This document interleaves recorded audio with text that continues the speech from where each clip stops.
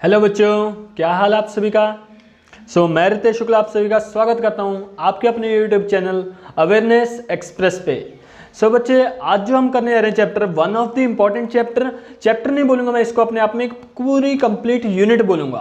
Plus two accountancy के लिए क्या है, ये एक ऐसा पोर्शन है आपका जो एक लौता चैप्टर है आपको पास कराने के लिए, आपके अच्छे स्कोर के लिए। तो देखिए, आज के चैप्टर का नाम है एनपीओ, जिसे आप सभी नॉन प्रॉफिट या नॉट फॉर प्रॉफिट ऑर्गेनाइजेशंस भी बोलते हैं। अभी तक देखिए बच्चों को चैप्टर बहुत टफ लगता है, लेकिन अगर मेरे सेंस से देखेंगे, मेरे पॉइंट ऑफ व्यू से देखेंगे, ये चैप्टर बहुत ही आसान और बहुत स्कोरिंग है। क्यों? इस चैप्टर में आपको कंप्लीट क्वेश्चन गिवन होता है, मतलब आपने सिर्फ जस्ट ट्रांसफर करनी है एंट्रीज, आपको कुछ भी एक्स्ट्रा आप एफर्ट नहीं करना इसमें। बाकी चीज़ों की तरह आपको कोई ज़्यादा कैलकुलेशन नहीं है, कुछ भी नहीं है। कैसे है, क्या है, सब कुछ आज सीखेंगे एक कंप्लीट सीरीज में। देखिए क्या सीन है। सबसे पहले अगर हम बात करें होती क्या है नॉट फॉर प्रॉफिट ऑर्गेनाइजेशन, आप सभी को बोल दिया जाता है भाई कि ये वो ऑर्गेनाइजेशन है प्रॉफिट नहीं कमाती। चलो, ये तो नाम से पता लग रहा है भाई, क्या भाई जो ऑर्गेनाइजेशन प्रॉफिट नहीं कमाती नॉट प्रॉफिट, तो बनाई क्यों भाई, बनाई किस लिए? तो आपको ये चीज पहले पूरी क्लियर करनी है बच्चे। Not for profit organisation are those organisation which do not have the objective of earning profit, but इसको भी ऐड करो बच्चे। आप यहीं पे रुक जाते हो कि भाई प्रॉफिट अर्न नहीं करती, तो करती क्या है वो चीज बताएंगे। टू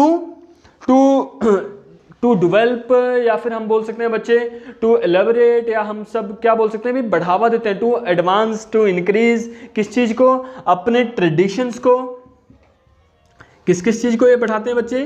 ट्रेडिशंस की संभाल के लिए, कल्चर, कोई भी स्पोर्ट्स हो आपके पास में, ठीक है जी, और कई टाइप की सर्विसेज देती हैं ये, रिलीजियस से भी रिलेटेड हो सकती हैं। मतलब ऐसी ऑर्गेनाइजेशन जो इन सब चीज़ों की साम संभाल करते हैं, आपके विरासत की, आपके स्पोर्ट्स की, गेम की, कोई भी, या फिर कोई भी प्रोफेशनल सर्विसेज दी जाती हैं, वो सारी कुछ किसके अंडर में आती हैं? नॉट फॉर प्रॉफिट ऑर्गेनाइजेशन के अंडर में। रीजन क्या है? ये प्रॉफिट नहीं अर्न कर रहे हैं, ये क्या कर रहे हैं? ये सर्विसेज रेंडर कर रहे हैं। किस टाइप की सर्विसेज रेंडर कर रहे हैं? आपके कल्चर को बचा रहे हैं, आपके रिलीजन को बचा रहे हैं, किसी स्पोर्ट्स को बढ़ावा दे रहे हैं, यूथ को अच्छी डायरेक्शन में लगाना चाह रहे हैं। ये सारी चीजें किसके अंडर में आती हैं? एनपीओ के अंडर में आती हैं बच्चे। अब देखो, आपकी बुक में एग्जाम्पल दे दिए जाते हैं ना भाई, क्या चीज भाई? Professional institute, schools, colleges, public hospitals are the example of NPO. बहुत सही। आपको बच्चे कॉमन सी एग्जांपल देता हूं। आपके आसपास में आपने सुना होगा भाई यूथ क्लब, सुना होगा भाई, जगराते वाले होते हैं यूथ क्लब, और जिन्होंने 500-500 रुपए के फोटो लगवाए होते हैं चश्मे पहन के, हाँ उन्हीं की बात कर रहा हूं। तो ये जितने भी ऑर्गेनाइजेशन होते हैं, क्लब होते हैं बच्चे, क्या चीज होते हैं? नॉट फॉर प्रॉफिट ऑर्गेनाइजेशन के एक अच्छी एग्जांपल है आपके आसपास में से ही। देखिए उसके अंदर होता क्या है, अगर आपको रिकॉल कराना चाहूं, वहां से एक क्लब बनाया जाता है। किस लिए बनाया जाता है भाई? वहां पे क्या उनके पास रेगुलर सोर्स क्या है इनकम का? कोई सोर्स नहीं है। बस होता क्या है, मेंबर बनाए जाते हैं। क्या बनाए जाते हैं बच्चे? मेंबर बनाए जाते हैं, जो कि एक फिक्स कंट्रीब्यूशन देते हैं, कितना कुछ ना कुछ अमाउंट देते हैं, ताकि उनका क्लब काम कर सके, और साल के एंड पे जब भी जगराता या जो भी इवेंट वो कराना चाहते हैं, वही चीज एक एनपीओ के अंडर में होती है। यानी बच्चे इनका मेन सोर्स ऑफ इनकम क्या है? जो मेंबर्स के थ्रू पेमेंट आती है, उसको हम बोलते क्या है? उसको हम बोल देते हैं बच्चे सब्सक्रिप्शन। क्या बोल देते हैं? सब्सक्रिप्शन बोल देते हैं बच्चे, या फिर हम क्या बोल देते हैं इसको? Membership fees. समझाऊंगा दोनों क्या होते हैं बच्चे, अभी जस्ट थोड़ा सा इंट्रो करवा रहा हूं आपकी। इसको हम क्या बोलते हैं? सब्सक्रिप्शन या मेंबरशिप फीस। यानी मेन सोर्स ऑफ इनकम क्या चीज है एनपीओ के लिए? जो उसके मेंबर्स हैं उनके द्वारा दी जाने वाली इनकम। दूसरा सोर्स इनके पास क्या है? पैसा कहां से आएगा? डोनेशंस। कौन सी भाई? डोनेशंस जो पब्लिक आके देती है। आप सभी जगराते में जाते हो, मत्था टेक देते हो भाई, तो वही चीज, वो भी उनके लिए क्या है? इनकम है। तीसरा सोर्स मेन इनके पास क्या होता है बच्चे? Government grants. गवर्नमेंट ग्रांट्स मतलब भाई, आपने देखा होगा, हम कोई ना कोई काउंसलर बुला लेते हैं, एमएलए बुला लेते हैं, जिनको हम एक सरोपा डालते हैं और उनसे पैसा ले लेते हैं, है ना जी? ठीक है बच्चे। देखिए, अगर वो पर्सनली पे करते हैं तो वो चीज क्या कहलाएगी? डोनेशन। लेकिन जब वो गवर्नमेंट की फंडिंग में से अलॉट कर देते हैं, उसको हम क्या बोलते हैं? Government grant. ग्रांट का मतलब क्या हुआ? परमिशन दी जाती है गवर्नमेंट के द्वारा कि भाई आपको इतने रुपए दिए जा रहे हैं, वो चीज क्या कहलाती है? Government grant. चलो बच्चे, यानी आपको ये चीज क्लियर हुई कि एनपीओ होती क्या है और इसके पास पैसा कहां से आता है। अब हम बात करते हैं कि भाई अब इसकी जो अकाउंटिंग है वो कैसे मेंटेन की जाती है, यानी अकाउंट्स में क्या क्या आता है इसके। तो जैसा देखो बच्चे, पहले मैं आपको एक डिफरेंशिएशन करा दूं, डिफरेंस करा दूं किसमें किसमें, एक प्रॉफिट ऑर्गेनाइजेशन में और एक नॉन प्रॉफिट ऑर्गेनाइजेशन में। देखिए, हम दोनों की बात करेंगे। सबसे पहले अगर बात करें ऑब्जेक्टिव की, किसकी बात कर रहे हैं बच्चे? ऑब्जेक्टिव की। जो प्रॉफिट अर्निंग ऑर्गेनाइजेशन है, प्रॉफिट ऑर्गेनाइजेशन है, उनका मेन ऑब्जेक्टिव क्या है? प्रॉफिट अर्न करना। और एनपीओ का क्या है बच्चे? जो एनपीओ है उनका क्या काम है, सर्विस रेंडर करना। इनका क्या काम है, सर्विस रेंडर करना। बात क्लियर है बच्चे। अगर मैं दूसरे डिफरेंस की बात करूं, इनका देखिए बच्चे, पहला आपके पास में आ गया ऑब्जेक्टिव का, आप डिफरेंस कर सकते हैं। दूसरा फंडिंग की बात करें, अगर हम, जो प्रॉफिट ऑर्गेनाइजेशन है उनके पास कहां से आती है, कैपिटल आती है, किसके द्वारा, ओनर के द्वारा। और यहां पे क्या चीज आ जाती है फंडिंग बच्चे, मेंबरशिप फीस आती है। यहां पे क्या चीज आती है, मेंबरशिप फीस और डोनेशन आती है। ठीक है जी। तीसरी अगर हम बात करें बच्चे, ओनरशिप। ओनरशिप इसमें क्या होता है बच्चे, इंडिविजुअल ओनर हो सकता है। इसमें क्या है बच्चे, इंडिविजुअल ओनर हो सकता है, पार्टनरशिप हो सकता है, लेकिन इस केस में क्या है, कोई ओनर नहीं होता बच्चे, नॉट स्पेसिफिक ओनर, ओनर नहीं होता। इसके केस में हम क्या बनाते हैं बच्चे, चेयरमैन बना देते हैं। चेयरमैन क्या होता है, मेंबर्स के द्वारा एक सिलेक्ट कर दिया जाता है, चेयरपर्सन सिलेक्ट कर दिया जाता है, जो कि इसके देख रेख के लिए होता है, लेकिन वो मालिक नहीं होता। यहाँ पे कोई ओनर नहीं होता बिजनेस का, क्योंकि नॉन प्रॉफिट ऑर्गेनाइजेशन है। चौथा डिफरेंस आप ले सकते हो बच्चे फाइनल अकाउंट्स में इनके।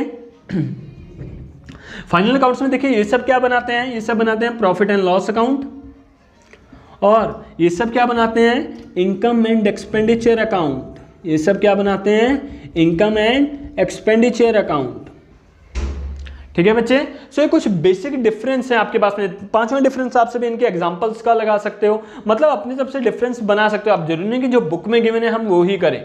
ठीक है बच्चे। सो इस हिसाब से आप इनके डिफरेंस आगे बढ़ा सकते हो। अब मैं बात करता हूं कि भाई फाइनल अकाउंट्स में इनके आता क्या है। मैंने एक अकाउंट तो बता दिया बच्चे आपके पास में, कौन सा, इनकम एंड एक्सपेंडिचर अकाउंट, ये तो मैंने आपको बता दिया। लेकिन अभी कंप्लीट समझते हैं भाई फाइनल अकाउंट्स में इनके क्या क्या आता है, क्योंकि देखिए अब फाइनल अकाउंट्स की जरूरत क्या बनी। अब देखो भाई, जो भी आपके पास में मंदिर, मस्जिद, गुरुद्वारा या कोई भी क्लब था, अब वहां पे पैसा चढ़ता है, पैसे की हेर फेर ना हो, इसके लिए गवर्नमेंट ने क्या रूल बना दिया क्या भाई, कि आपको भी अकाउंट्स मेंटेन करने हैं, चाहे आप सभी इसको पब्लिश कर रहे हो नहीं कर रहे हो, लेकिन अकाउंट्स आपको मेंटेन करने पड़ेंगे। तो इनके फाइनल अकाउंट्स में क्या क्या आता है बच्चे, सबसे पहले आता है receipt and payment account, receipts and payments account. अब बच्चे यहाँ पे आपको कोइयों को कुछ याद आ रहा होगा, रिसिप्ट है ना भाई, हाँ जी, तो रिसिप्ट ही है हमारे लिए, रिसीट बोल दिया जाता है बच्चे इसको, रिसीट एंड पेमेंट अकाउंट। दूसरा अकाउंट आपके पास में इसमें जो आता है बच्चे, वो आता है income and expenditure account, income and expenditure account. और थर्ड नंबर पे as usual balance sheet maintain करते हैं बच्चे। ठीक है जी। अभी देखिए क्या क्या भाई, तीन इंपॉर्टेंट चीजें मैंने आप सभी को बताई। पहला कौन सा बताया, रिसीट एंड पेमेंट अकाउंट, दूसरा आपको बताया इनकम एंड एक्सपेंडिचर अकाउंट, तीसरा आपके पास में बताया बैलेंस शीट। अब देखो बच्चे होता क्या है, थोड़ा बहुत डिटेल में करते हैं, थोड़ा थोड़ा, ज्यादा नहीं, जस्ट इंट्रो तक का। जो रिसीट एंड पेमेंट अकाउंट है ये सिमिलर है बच्चे कैश अकाउंट के। क्यों कह रहा हूं ऐसा, क्योंकि देखिए इसने क्या करना है, सिर्फ कैश ट्रांजैक्शन को रिकॉर्ड करना है, जितना कैश रिसीव हुआ रिसीट साइड में, जितना कैश पे कर दिया गया पेमेंट साइड में। और ये शुरू कहां से होगा, कैश के ओपनिंग बैलेंस से, टू बैलेंस ब्रॉट डाउन, और क्लोज कहां पे होगा, बाय बैलेंस कैरिड डाउन, किस चीज का, कैश का ही, कैश या बैंक का। बात क्लियर है बच्चे, दैट्स वाई मैं इसको क्या बोल रहा हूँ, सिमिलर किसका है, कैश अकाउंट का। आपने प्लस वन में मेंटेन किया हुआ है कैश अकाउंट, वहां से अगर समझ के करोगे बिल्कुल डिट्टो वैसा ही है। क्लियर है बच्चे। अब देखिए दूसरा बनता है इनकम एंड एक्सपेंडिचर अकाउंट। ये किसके सिमिलर है, ये सिमिलर है प्रॉफिट एंड लॉस अकाउंट के। रीजन क्या है भाई, रीजन क्या है, जो प्रॉफिट ऑर्गेनाइजेशन होती है वो क्या बनाती है, प्रॉफिट एंड लॉस अकाउंट, और जो नॉन प्रॉफिट ऑर्गेनाइजेशन होते हैं वो क्या मेंटेन करते हैं, इनकम एंड एक्सपेंडिचर अकाउंट। इसलिए इनको भी तो अपने साल के एंड पे परफॉर्मेंस इवैल्यूएट करनी होती है बच्चे, कि साल के एंड में इनको क्या हुआ, प्रॉफिट हुआ या लॉस हुआ। लेकिन अगर ये प्रॉफिट या लॉस लिख दे फिर तो गलत हो गया। क्यों, इनका ऑब्जेक्टिव तो था ही नहीं प्रॉफिट कमाना, तो इनको प्रॉफिट कैसे हो सकता है। तो बच्चे इन्होंने इसको नाम चेंज कर दिया, इन्होंने नाम क्या कर दिया, सरप्लस एंड डेफिसिट। नाम क्या कर दिया इन्होंने, सरप्लस या डेफिसिट। सरप्लस मतलब भाई पॉजिटिव होना। पॉजिटिव कब होगा, जब आपकी इनकम ज्यादा एक्सपेंडिचर कम, उस केस में आपको क्या हो गया, सरप्लस। जब आपका एक्सपेंडिचर ज्यादा इनकम कम, उस केस में आपको क्या हो गया, डेफिसिट। यानी फर्क कुछ नहीं है बच्चे, जो सरप्लस है वो प्रॉफिट है, जो डेफिसिट है वो लॉस है। बात क्लियर है। इसको आप डिफरेंस में भी ऐड कर सकते हो वहां पे चाहो तो। तीसरा बैलेंस शीट है बच्चे, आप सभी को पता है यहाँ तक सभी को क्लियर होगा, होप सो कि भाई फाइनल अकाउंट्स में आता क्या क्या है। अब जो मेन फर्क है बच्चे, अब आप सभी बोलोगे सर ये जो रिसीट है और इनकम है सेम सेम तो है, फर्क क्या है? ये जो पेमेंट एक्सपेंडिचर है बात एक ही है। तो अभी मैं इनके बीच का डिफरेंस समझाता हूं ताकि आपको ओवरऑल क्लियर हो, माइंड में पिक्चर क्लियर हो कि भाई अकाउंट्स में मेंटेन क्या क्या कर रहे हैं, क्यों कर रहे हैं। क्लियर है बच्चे? सो अभी मैं आपको डिफरेंस कराता हूं पहले रिसीट और इनकम में। किस में डिफरेंस कराने जा रहा हूं बच्चे? रिसीट में और इनकम में। चलो भाई, सो पहली बात तो भाई एक बिल्कुल बेसिक सा बताऊंगा आपको डिफरेंस। आप सभी बोलोगे क्या सर कैसी बातें कर रहे हो, लेकिन देखना बच्चे अभी प्रूव करते हैं। पहले देखो बच्चे एक बिल्कुल बेसिक डिफरेंस जो अभी मैंने आपको बताया।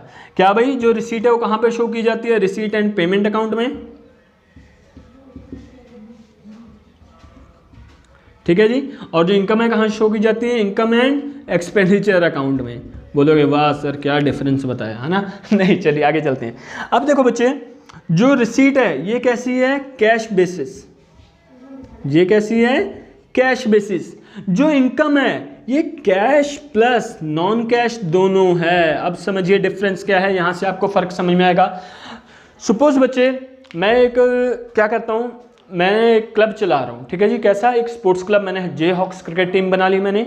वहाँ पे मैंने क्या कंपटीशन रखी हुई है कि हर एक प्लेयर जो भी होगा मेरी टीम में, जो भी मेंबर होगा, वो हर संडे 500 रुपये मुझे देगा। किस लिए भाई? ताकि हम आगे मैचेस कर सकें, अपने ग्राउंड को मेंटेन रख सकें, अपनी क्रिकेट किट्स वगैरह ले आ सकें, ठीक है। आपकी इधर भी होती है, ऐसे ही हम कुछ करते हैं। तो देखो बच्चे क्या हुआ, मैंने हर संडे फिक्स कर दिया कितने रुपये देंगे भाई? 500 रुपीज़ पे करेंगे, ठीक है। या मंथली कर लीजिए आप, मंथली 500 रुपीज़ पे करेंगे। मेरी टीम में टोटल हो गए 15 प्लेयर्स। कितने प्लेयर्स हो गए? 15 प्लेयर्स। अब देखो बच्चे मैंने मल्टीप्लाई करके देखा हर महीने मेरे पास में कितने रुपए आने चाहिए। मैंने कर दिया भाई, मैंने बोला 7500, बोल दो 7500 रुपीज़ मेरे पास में होनी चाहिए। ये चीज़ मेरी क्या कहलाएगी? इनकम। ये चीज़ मेरी क्या कहलाएगी? इनकम। लेकिन जरूरत नहीं कि हर महीने इतने बंदे पैसे दे ही दें। अब मान लीजिए इस मंथ क्या हुआ, मुझे 2 प्लेयर ने पैसे नहीं दिए, कहते यार इस मंथ है नहीं भाई, अगले मंथ ले लेना। मैं बोला ठीक है नो प्रॉब्लम यार, इस मंथ यानी बच्चे मुझे कितनों ने पेमेंट दी है? सिर्फ 13 प्लेयर्स ने पेमेंट दी। कैश कितना रिसीव हुआ मेरे पास में? 6500। बात समझ में आई बच्चे? देखो क्या सीन है, मेरे पास में इनकम कितनी हो रही है? 7500, बट रिसीट कितनी हो रही है? 6500। यानी रिसीट किस चीज को कैलकुलेट करते हैं? सिर्फ जितना कैश रिसीव हुआ। और इनकम किस चीज को इंक्लूड करती है? जितना कैश हुआ प्लस जो नॉन कैश में, मतलब जो आपको कैश रिसीव नहीं हुआ लेकिन अर्न हो चुका है, उस चीज को हम क्या बोलते हैं? इनकम बोल देते हैं। बात क्लियर हुई बच्चे? यानी आपको डिफरेंस क्लियर हो गया जी। तीसरा आता है बच्चे नेचर ऑफ ट्रांजैक्शन। अब ये क्या मतलब है? नेचर ऑफ ट्रांजैक्शन, देखो बच्चे क्या फर्क होता है नेचर ऑफ ट्रांजैक्शन में। आपको पता है 2 टाइप की ट्रांजैक्शंस होती हैं, एक होती हैं रेवेन्यू नेचर की, एक होती हैं कैपिटल नेचर की। क्या होती थी रिकॉल कीजिए? कैपिटल नेचर में फिक्स्ड एसेट्स की बात आती थी, है ना भाई।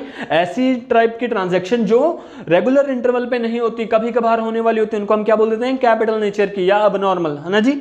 तो देखो बच्चे क्या हुआ, अब जाके मैंने क्या किया भाई, मैंने एक पुराना सामान बेच दिया। पुराना कोई भी, सपोज मैंने कोई बैट बेच दिया, क्रिकेट किट बेच दी, स्टंप बेच दिया, ऐसा कुछ बेचा मैंने। जब भी कोई फिक्स्ड एसेट बेच के पैसा रिसीव हो रहा है, जो रिसीट होगी वो तो दिखाएगी भाई हमारे पास में कैश रिसीव हुआ है ना भाई। जो रिसीट है वो तो दिखाएगी कैश रिसीव हुआ है, लेकिन इनकम उससे काउंट नहीं करती। क्यों? इनकम सिर्फ रेवेन्यू नेचर को काउंट करती है, मतलब जिस चीज का आपका बिजनेस है उसी की अर्निंग। आप कोई फिक्स्ड एसेट बेच के पैसा आ रहा है, वो आपकी इनकम नहीं है, वो क्या है? रिसीट है, कैपिटल नेचर की रिसीट है। यानी यहां पे कौन सी होती है बच्चे? कैपिटल और रेवेन्यू दोनों शो करेगा।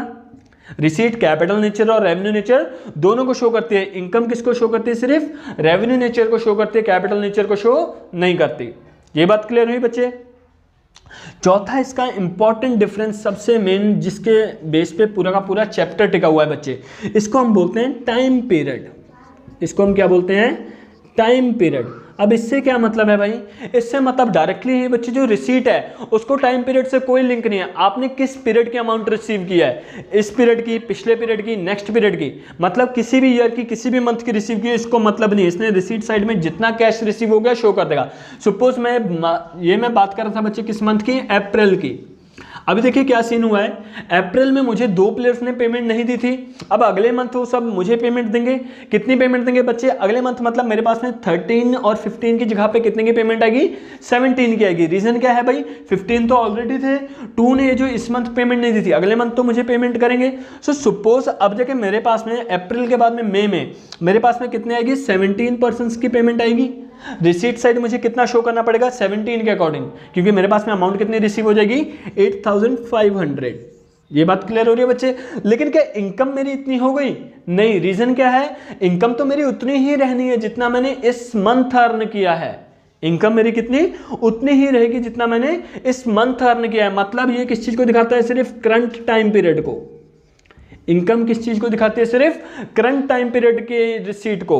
और जो रिसीट साइड है वो किसको दिखाती है भाई, करंट, प्रीवियस, नेक्स्ट, कोई भी पीरियड हो जो इस साल रिसीव हो गया वो हमारे लिए रिसीट है। यहां तक बच्चे आप सभी को डिफरेंस समझ में आएगा। अगर ये डिफरेंस समझ में आ गया है तो इसी के बेस पे आप किस में डिफरेंस कर सकते हो, एक पेमेंट और एक्सपेंडिचर में। आप किस में डिफरेंस कर सकते हो, पेमेंट और एक्सपेंडिचर। कैसे, देखो बच्चे अगर मैं यहां पे कर दूं पेमेंट और यहां पे कर दूं एक्सपेंडिचर, तो क्या फर्क आ जाएगा। जो पेमेंट है वो कहां पे शो होगी, रिसीट एंड पेमेंट अकाउंट की क्रेडिट साइड में। रीजन क्या है, व्हाट गोज आउट। लेकिन जो एक्सपेंडिचर है वो इनकम एंड एक्सपेंडिचर की डेबिट साइड में शो होगा। रीजन क्या है, वहां पे नॉमिनल नेचर है, यहाँ पे रियल का नेचर चल रहा है। ये कैश का है तो यहाँ पे कौन सा नेचर है, रियल। ये किस चीज का है, प्रॉफिट एंड लॉस बताता है, लास्ट में सरप्लस है, डेफिसिट बताता है, इसका नेचर क्या हो गया, नॉमिनल। तो ये किस साइड शो होगा, डेबिट साइड, और ये किस साइड शो होगा, क्रेडिट साइड। उसके बाद में बच्चे कैश बेसिस पेमेंट जो होती है वो क्या होगी, कैश बेसिस। एक्सपेंडिचर जो होगा कैश और नॉन कैश दोनों होगा, जितना आपने कैश पे कर दिया प्लस जितना पेंडिंग है। सपोज मैं भाई किसी प्लेयर को पेमेंट देता था, मैं एक बढ़िया प्रोफेशनल प्लेयर खिलाता था, उसको मैं पेमेंट देता था, तो अब उसकी मैच फीस थी 700, मंथ में उसने 4 मैचेस खेले 4 संडेज को, 2800 रुपए पेमेंट बन गई। मान लो मैंने उसको 2500 2500 पेमेंट किया है, पेमेंट साइड तो मेरी 2500 दिखाएगी, लेकिन एक्सपेंडिचर साइड खर्चा कितना दिखाएगा, 2800। डिफरेंस क्लियर हुआ बच्चे। तीसरा क्या आ गया, नेचर ऑफ ट्रांजैक्शन। पेमेंट किस चीज को शो करेगी, कैपिटल और रेवेन्यू दो की दोनों। मान लो मैंने क्रिकेट किट मंगाई है, वो मेरा खर्चा है, माना भाई ग्राउंड मैंने परचेज कर लिया, अब बहुत बड़ा खर्चा बच्चे fixed asset, payment side show करेगी, लेकिन एक्सपेंडिचर उसे शो नहीं करेगा। क्यों, ये मेरी असेट है, असेट कहां पे शो होगी, बैलेंस शीट में शो होगी। जब बच्चे कंप्लीट क्वेश्चन करेंगे ना तब मैं आपको पूरा कंप्लीट प्रोसेस समझाऊंगा, कैसे होता है, क्यों होता है। अभी आपको थोड़ा और लग रहा होगा कि ऐसा डिस्टिंक्शन क्यों कर रहे हैं हम, लेकिन जब क्वेश्चन करोगे तब आपको ज्यादा क्लियर होगा। उसके बाद में लास्ट किस चीज का, टाइम पीरियड का। वही है बच्चे, जो पेमेंट होगी वो किसी भी टाइम पीरियड की शो करेगी, जितना आपने इस बार कैश पे कर दिया पेमेंट है, लेकिन इस साइड कौन सी, सिर्फ करंट टाइम पीरियड की ही शो की जाती है। सो बच्चे यहां तक मैं मानता हूं कि आप सभी का कुछ बेस बना होगा एनपीओ का, नहीं बना है कोई बात नहीं, जितना मैंने पढ़ा है थोड़ा बहुत समझ में आया है। अब नेक्स्ट वीडियो में आपको इसके कुछ बेसिक टर्मिनोलॉजीज कराऊंगा, उसके बाद में एक क्वेश्चन कराऊंगा जिससे आपको पूरा कंसेप्ट क्लियर होगा। यहां तक समझ में आया है तो लाइक शेयर एंड सब्सक्राइब करें, अगर नहीं समझ में आया कमेंट्स कीजिए, मैं आपको रिप्लाई करता हूं। तब तक के लिए ओवर एंड आउट।